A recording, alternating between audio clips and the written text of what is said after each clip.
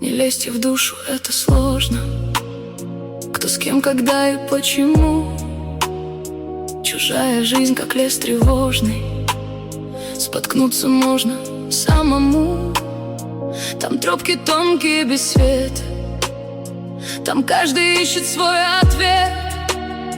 И не судите человека, пока не прожили его след. Мы видим только оболочку, но не знаем, что внутри.